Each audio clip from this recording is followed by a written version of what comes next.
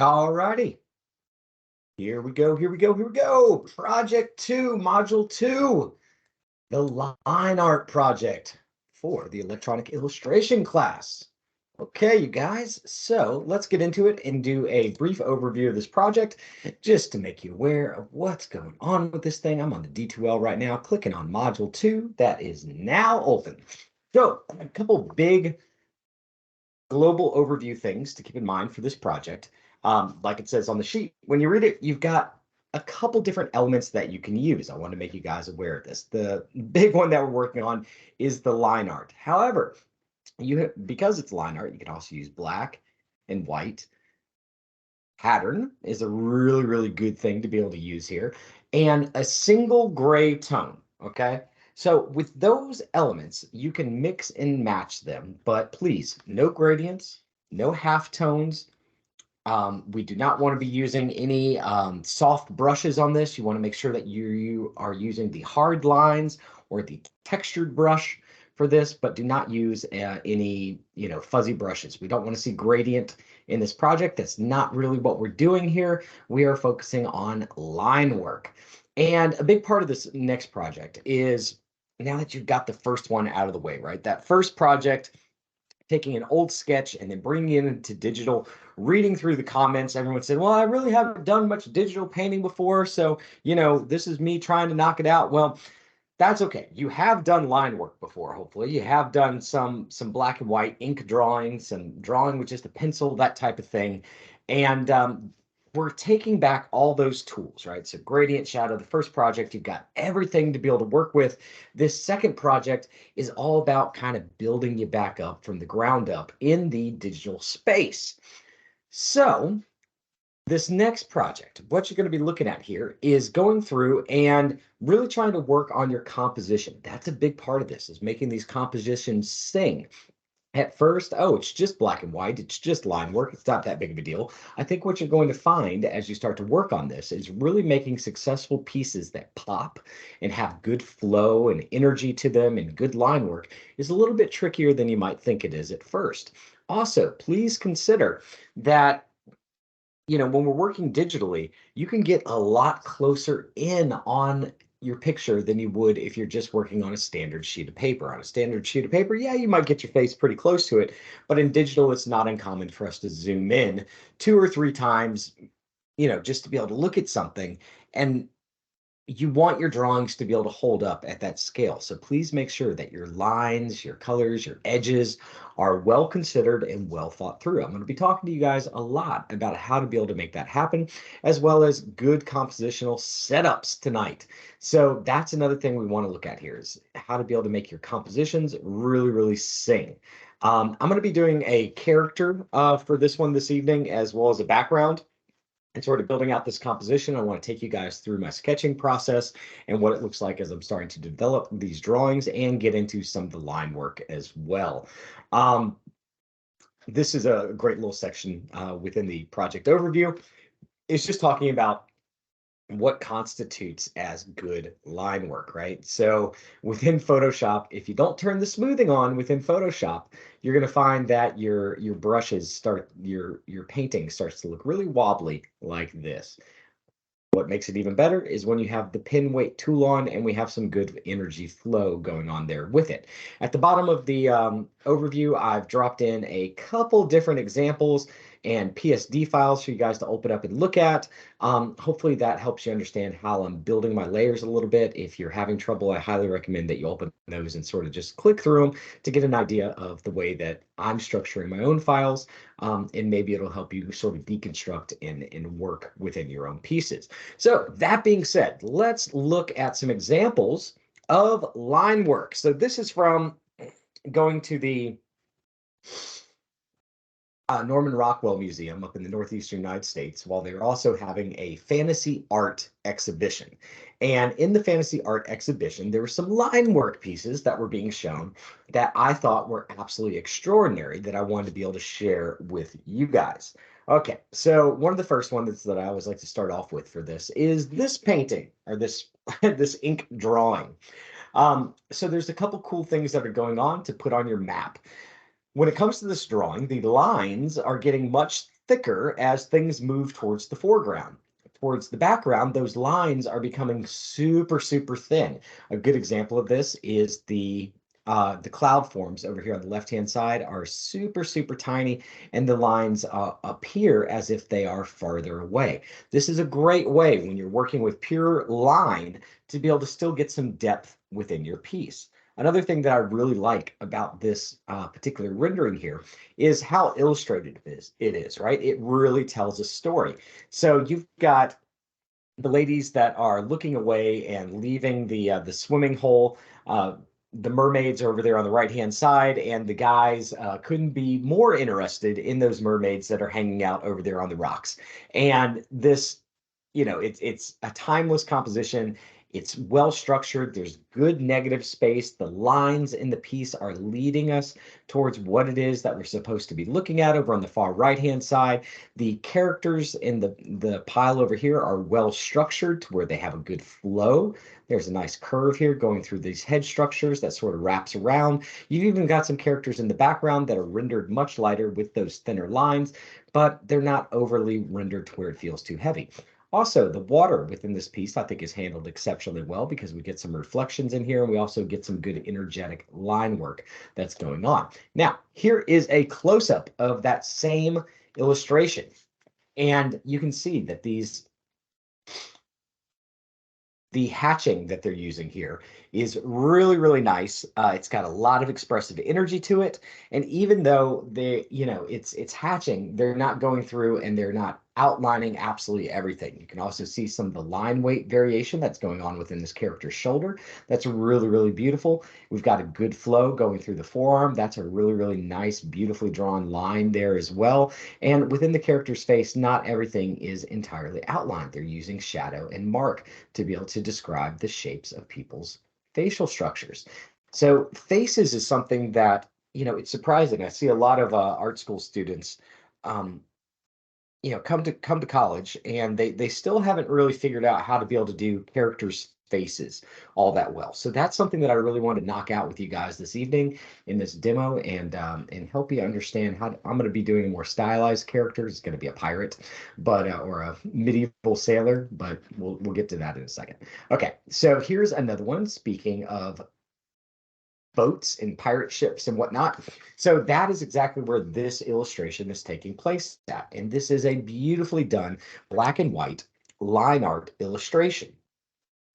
The balance within this one is deceptively simple when it comes to the groupings of black in light areas, as well as the negative space that they're using to really focus your attention in on this composition. It is masterfully done. So around the female character that's feeding her dragons, we've got really, really a dark area within the ship's windows. And then as we go over to the left-hand side with the dragon that has a lot more detail on it and is a lot closer to black and white, if you put this dragon over the top of those windows, it would completely disappear. Instead, we've got a highlight that's hitting the back of the wood that's letting the dragon and the hand that she's feeding with really pop out against the background, and it really makes it easy for you to get in there and check this piece out. They've got really nice depth within this piece, which is something you might not see at first, but you can see all the way out to the ropes on the mast, just to be able to let you know that it's on the inside of a ship even more. And this is all rendered absolutely beautifully with those super thin lines, with the lines getting thicker as we move forward. Just a lot of really, really nice detail within this. I also noticed that it seems like some of you guys within that first project were really struggling with rendering cloth. So we'll look at some examples tonight of sort of 90s X-Men drawings and how they go through and handle their cloth, because or in any 90s comic book done in just pure ink does a beautiful job of how they actually go through and handle the cloth. So here's another one. So this one is an interesting ink drawing line art piece that is almost bordering on visual noise, right? There's so much stuff going in on this. You have to look at it for a second to be able to figure out where the characters are. But through this composition, we've got this tree over on the left-hand side of our Viking knight character. The eyes are being moved down towards what it is that we want to look at. We've got one of the brightest white spaces within the piece that's serving as a landing pad for our eyes when we look at this amongst all this noise, and that's allowing us to see the boot and then work our way up to the Viking knight. We've also got the sharpest, least organic shape that's going on within this piece, which is the sword that's starting to point our eyes down towards the little dragon's head down here that's in the water. The water is also handled exceptionally well. I think that this is really beautifully done, and this takes quite a bit longer than you think it's going to be able to create stuff like this. But be careful with your pieces. All this up here, if your entire piece is not structured well, this could become too busy and too noisy, and we won't really be able to tell what's going on. You want to focus on the balance of black and white within the piece and make sure that we're still, being mindful of the way that we're using those two elements to be able to direct the viewer's attention through the artwork. Here's another really cool one that I think just has some really nice thought put into it. So if you are thinking about doing any type of nature rendering, this is really beautifully done, right? So once again, we've got some good water elements that are going on here. These trees are not overly rendered. You notice that they're leaving where the light is coming at. It's sort of removing the detail within this painting. And they haven't gone through and rendered every single leaf. Instead, they're letting the form work its way through. There's some other really, really nice details within this piece as well that kind of lets me know this artist was probably using a photo reference when they drew it. The downed tree here is not something you see many artists do, but it's got incredible detail underneath it. You can even see the renderings of the lower shrubs that are going on for that shadow underneath. And you can see how over here on the right-hand side, we're letting, the impression with the lines and with the stroke making, give the illusion of the foliage without having to go through and render every single bush. And so I think this is a really, really smart solution that I want to share with you guys. Also, please, if you're going to do these when you're working on your paintings, be mindful of how it is that you're handling the ground. Excuse me, the ground area.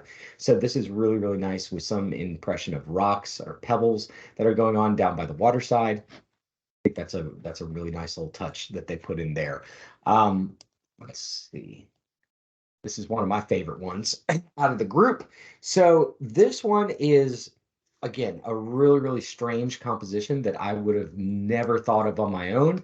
I think it's wild that they left the smoke just completely open with the black line there. Same thing for the clouds over here on the left-hand side. And then when we look at the characters, they pop because immediately behind them is this giant black tree bush form.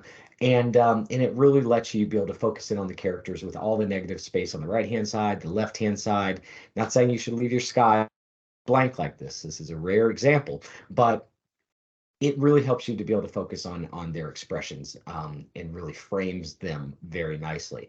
You can see the way that they've handled these grassy fields has got a lot of energy and a lot of movement going through it. That same line language is repeated through the horse's mane here, and got some cross hatching going on in the back of the horse's rear end on their rump. Really, really cool composition. See if I've got any more in here that I want to show you guys and make you aware of.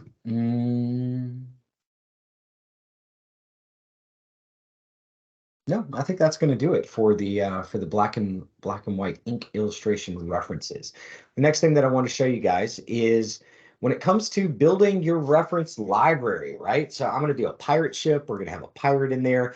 I haven't started drawing anything on this painting right now. The first thing that I'm going to do here is get the idea in my head, and then I'm going to go shopping, image shopping on the internet, because I want this to be a medieval pirate ship, not necessarily like a Renaissance or a Spanish galleon or ship that you think of during that era. So what I'm going through and doing is I've got my idea. And now I'm going to go shopping for images. So I spend a little bit of time on the internet. I always like, maybe it's one piece that did this to me, but I always love it whenever a pirate ship has got some kind of big carving on the front. And I thought that this one was pretty darn expressive and weird. And that was just sort of a mental reminder for me to think about maybe putting something on the front of this ship.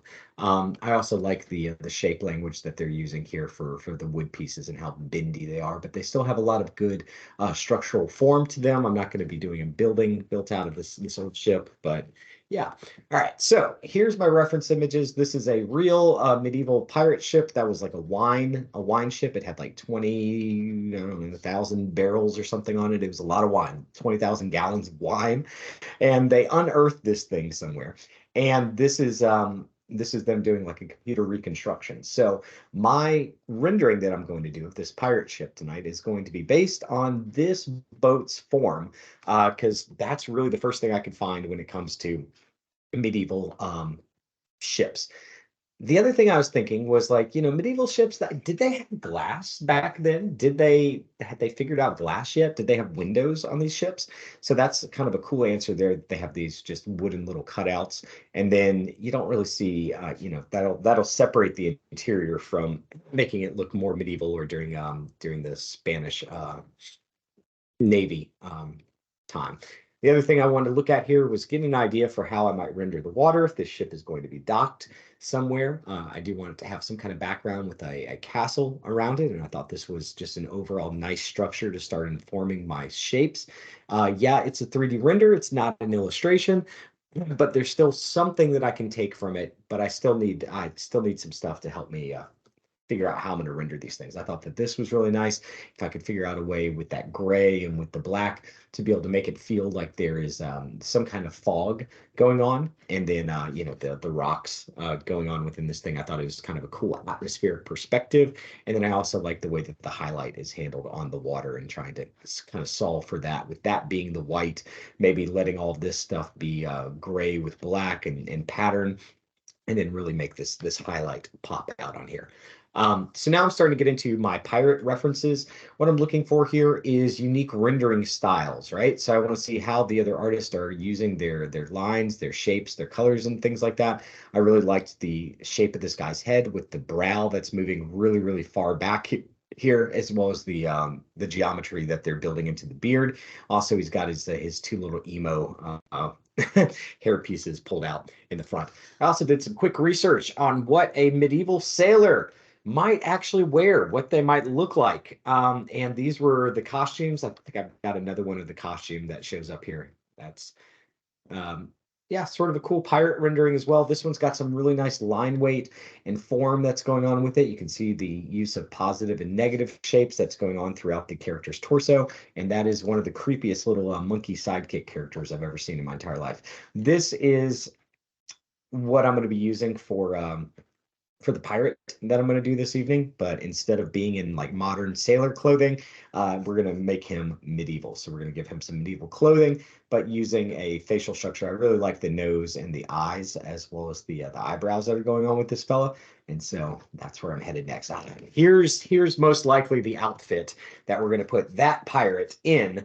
And I just thought this was, coming to an Anthropologie near you. A really, really just sharp outfit for a medieval sailor guy. All right, so other things, getting an idea of what some other people around the place might want to look like if I was going to add some more characters to this, getting an idea of what the deck of the ship could feel like. Again, trying to get some more references of what the interior of the ship actually looks like. There's one, but we've got the later cannons, but it still gives me some nice lines and beams and shapes to be able to work through, as well as how they might have stacked other items within the interior while the ship is actually sailing. Here's another neat one. So again, working with a town on the shore, what might some other ancillary buildings around the town look like, and getting a feel for, medieval fence building and the different layered structures that they might be able to come up with. And yeah, so I thought this was a good one to be able to add to my references. So there we go. That's all the references. And now that my brain is pretty well loaded with enough information to be able to really tackle the elements within my painting. That was one of the biggest critiques I had from Project One, was that a lot of you guys didn't really source out enough elements for things that you had within your drawings. And, you know, if you go in, you spend some time, you really do that research, then you're going to have an answer for these things that you might not be the strongest at painting at first. I have no idea how to draw like a medieval shipbuilding yard. That's not something I've ever done. And if I know that I'm going to attempt to do something like that when I'm filling in my background elements, you better be sure I want to get some references. And yeah, I've drawn a lot of different pirates before in the past. It's not a new subject matter for me, but I still want to go on the internet and source out, you know, other looks and other what other artists have brought to the table for unique facial designs and facial structures that I feel like look really strong and are working very well. So let's get into Photoshop and let's get sketching, you guys. I'm going to break the sketch into a second video here, just so that you know, we've got kind of the project overview. This next one will be all about setting up the sketch, and then maybe make a third one when I go in and actually start doing the line work, just so it's more digestible. All right. See you guys in just a sec.